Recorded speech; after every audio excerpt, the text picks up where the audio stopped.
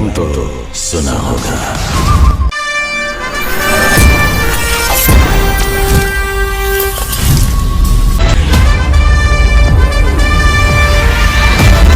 Good morning दोस्तों, आज का जो वीडियो है ना, ये एएचयू यूनिट के ऊपर बात करेंगे, इसके कूलिंग के ऊपर बात करेंगे। अगर आपका एएचयू यूनिट कूलिंग नहीं कर रहा है तो ये चिल वाटर सिस्टम है, जो इसमें जो कूलिंग कॉयल है उसमें जो आपको जो सर्कुलेट कर रहा है वो चिल्ड वाटर है। ओके, तो एक गैस भी होता है।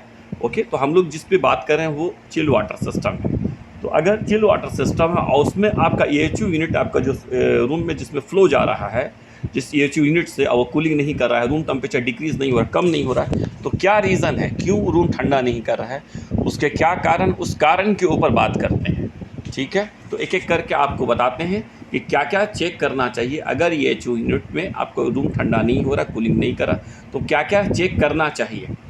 ओके, ठीक है। ओके, और ये चिल्ड वाटर सिस्टम है, चिल्ड वाटर सिस्टम है, यानी कि इसमें जो आपको जो कूलिंग कॉयल में जो आ रहा है वो फ्रियोन नहीं, वो गैस नहीं है, वो आपका ठंडा पानी है। जो चिलर से जो पानी जो कूल हो रहा है, जो ठंडा हो रहा है, वो इसमें कूलिंग कॉयल में सर्कुलेट कर रहा है और ब्लोअर मोटर के ज़रिए जो उसका फ्लो है वो रूम पे जा रहा है। ठीक है, तो इसके कूलिंग के ऊपर बात करते हैं कि कूलिंग सही नहीं हो रहा है, कम हो रहा है, रूम ठंडा क्यों नहीं हो रहा है, तो क्या क्या कारण है, वो रीज़न एक एक करके आपको बताते हैं कि रूम ठंडा क्यों नहीं हो रहा है। तो शुरू करते हैं वीडियो यहाँ से। सबसे पहले जो चेक करना है, जो थर्मोमीटर है, जो आप थर्मोमीटर देख रहे हैं, थर्मोमीटर में टेम्परेचर चेक करना है।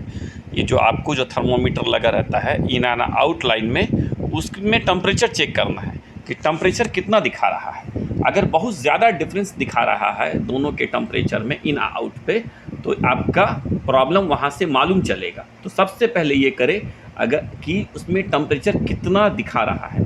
अगर मान लीजिए बहुत ज़्यादा डिफरेंस दिखा रहा है दोनों में टेम्परेचर में, तो आपको करना होगा सबसे पहले, उसके बाद आपको एक्चुएटर जो लगा है इनलेट पाइप में वो चेक करना है। ठीक है, ओके, तो वो चेक करना है। लेकिन सबसे पहले आप थर्मोमीटर में टेम्परेचर चेक करेंगे कि टेम्परेचर डिफरेंस कितना दिखा रहा है। अगर बहुत ज़्यादा डिफरेंस दिखा रहा है तो फिर आपको एक्चुएटर जो है वो चेक करना पड़ेगा कि एक्चुएटर कभी डीडीसी से बीएमएस से वो सिग्नल लेता है, वो डिमांड लेता है, वो वोल्टेज लेता है, कंट्रोल वोल्टेज की बात कर रहे हैं, है ना।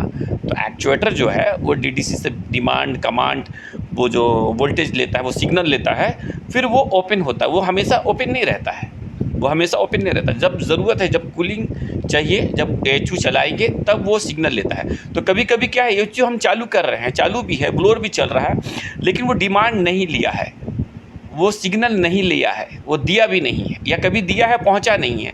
तो फिज़िकली फिर हमको वो एक्चुएटर वाल्व चेक करना पड़ेगा कि वहाँ पर वोल्टेज पहुंचा है कि नहीं पहुंचा है। तो उसको नेम प्लेट को रिफ़र करके, उसको चेक करके कि क्या उसमें वोल्टेज चाहिए, उसके बाद कितना वोल्टेज उस एक्चुएटर को चाहिए, उसके वोल्टेज के हिसाब से वो वोल्टेज वहाँ तक पहुँच रहा है कि नहीं पहुँच रहा है ना। वो बहुत ज़रूरी है, क्योंकि कभी भी ना बहुत बार स्विच आप ऑन करते हैं, स्विच ऑन करने का बिल्कुल ये मतलब नहीं कि पावर पहुँच गया। फ़ैन का स्विच आप ऑन किए तो बिल्कुल ये मतलब नहीं है फ़ैन चलेगा, पावर पहुंचना भी चाहिए। तो डीडीसी ने डिमांड दिया, कमांड दिया, वह वहाँ पहुँचा कि नहीं पहुँचा, तो फिज़िकली जाके टेक्नीशियन को वो चेक करना पड़ेगा। अगर इस तरह का प्रॉब्लम हो रहा है, कूलिंग नहीं कर रहा, तो कि वोल्टेज पहुँचा है कि नहीं पहुँचा है। तो ये पहला काम ये करें कि थर्मोमीटर को चेक करें। अगर उसमें आपको बहुत ज़्यादा डिफरेंस दिखा रहा है, तो उसके बाद जो चेक करना है वो आपको एक्चुएटर वाल्व को चेक करना है, कहीं वो जाम तो नहीं है, वोल्टेज आ रहा है कि नहीं आ रहा है। तो इन चीज़ों को आपको चेक करना पड़ेगा। अगर ये चीज़ सही है, यानी आपका एक्चुएटर ओपन है, उसके बावजूद भी कूलिंग का प्रॉब्लम है, रूम ठंडा नहीं कर रहा, तो उसके बाद आपको कूलिंग कॉयल चेक करना है। कूलिंग कॉयल चेक करना है, कूलिंग कॉयल बहुत गंदा तो नहीं है, ये बहुत ज़रूरी है। ठीक है, तो कूलिंग कॉयल चेक करना है, उसमें बहुत कुछ आ जाएगा। कूलिंग कॉयल है, बाद में आपका प्री फिल्टर है, जो एल्युमिनियम जो फ़िल्टर है वो फ़िल्टर देखना है कि वो फ़िल्टर गंदा तो नहीं है। बैक फ़िल्टर है, स्पेशली एएचयू यूनिट में अक्सर ज़्यादातर में आपको उसमें एक बैक फ़िल्टर आता है, तो बैक फ़िल्टर चेक करना है, प्री फ़िल्टर एल्युमिनियम फ़िल्टर वो चेक करना है, कूलिंग कॉयल चेक करना है। ये सब कहीं पर गंदा तो नहीं है, डस्ट तो ज़्यादा नहीं है। ये सब भी अगर बहुत ज़्यादा डस्ट होगा तब भी आपको कूलिंग को अफेक्ट करेगा, आपको रूम सही ठंडा नहीं करेगा। एक चीज़ और इसमें एक ऐड कीजिए, वी बेल्ट, जो बेल्ट है, जो ब्लोअर मोटर का जो बेल्ट है, बेल्ट लूज़ होना, बहुत ज़्यादा वो लूज़ है तो जाहिर है कि वो लूज़ होगा तो आपका जो CFM है वो आपका CFM कम हो जाएगा, CFM डिक्रीज़ हो जाएगा, है ना। तो स्पीड कम हुआ इसके लिए, तो उसके बाद आपको इन चीज़ों को चेक करने के बाद मान लीजिए सब चीज़ ओके है, कूलिंग कॉइल ओके है, back filter, pre filter, aluminium filter जितनी फ़िल्टर हैं सब ओके है, ये सब ओके है, लेकिन उसके बावजूद भी आपका रूम ठंडा नहीं कर रहा है, तब हमें बेल्ट को भी चेक करना चाहिए। हाँ, ठीक है। अब बेल्ट का एक सिंपल सी भी बात है, बेल्ट को चेक करने के लिए कभी कभी बेल्ट हाँ लूज़ एक तो मालूम चल जाता है, देख बेल्ट बहुत लूज़ रहेगा तो मालूम चल जाता है, लेकिन थोड़ा बहुत तो लूज़ है तो अगर मालूम तो एक और इजी भी है, जो सेक्शन है ब्लोअर मोटर का, आप वो डोर खोलेंगे ना तो जब चालू करेंगे तो शक करेगा, एक सिंपल सी बात है, वो शक करता है, तो उससे मालूम चल जाता है कि हाँ आपका बेल्ट लूज़ होगा, तो वो ज़्यादा उतनी ताकत के साथ वो शक नहीं करेगा उस तरह से। हाँ, वो अपनी ओर खींचता है, वो डोर अपनी ओर खींचेगा, आप छोड़ेंगे सट से बंद हो जाएगा, इतना पावर होता है ना।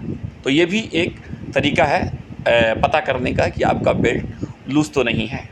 ये भी ओके है, तो फिर जो आप इनलेट लाइन में जो स्टेनर है वो चेक करना, इनलेट लाइन में जो स्टेनर है वो चेक करना है, क्योंकि वो भी ब्लॉक होगा तो जाहिर है कि आपका पानी आपका सही इंटर नहीं करेगा, फ्लो स्टॉप हो जाएगा, सही सर्कुलेट नहीं करेगा, तब भी आपका कूलिंग नहीं करेगा।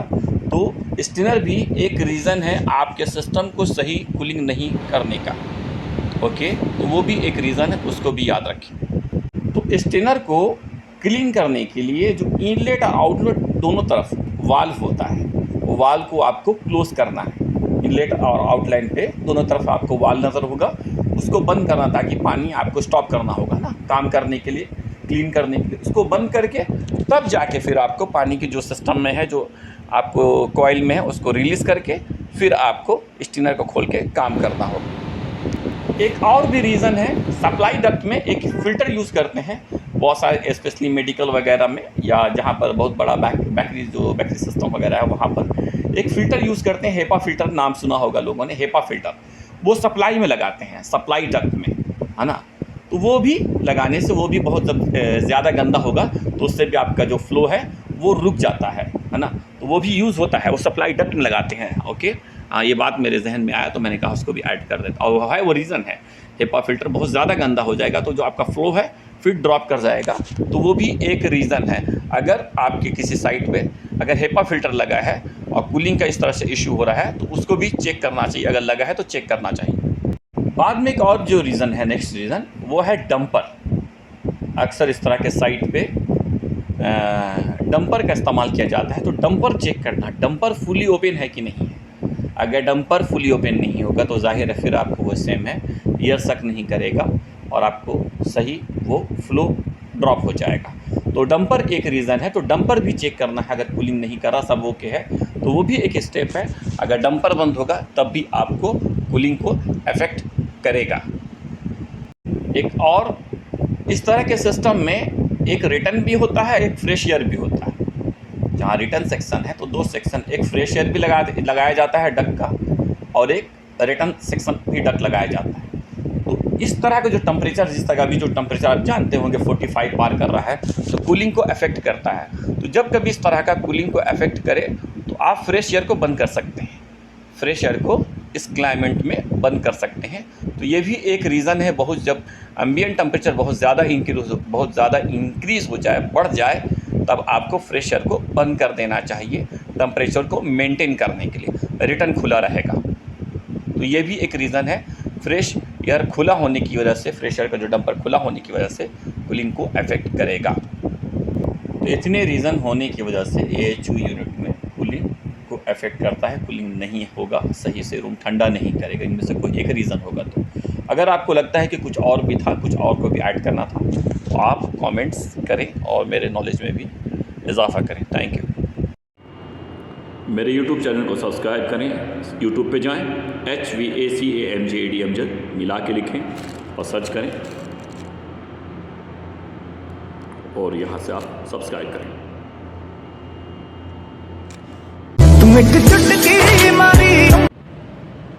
Please subscribe my channel, like, share, और कोई सवाल है तो आप कमेंट्स कर सकते हैं।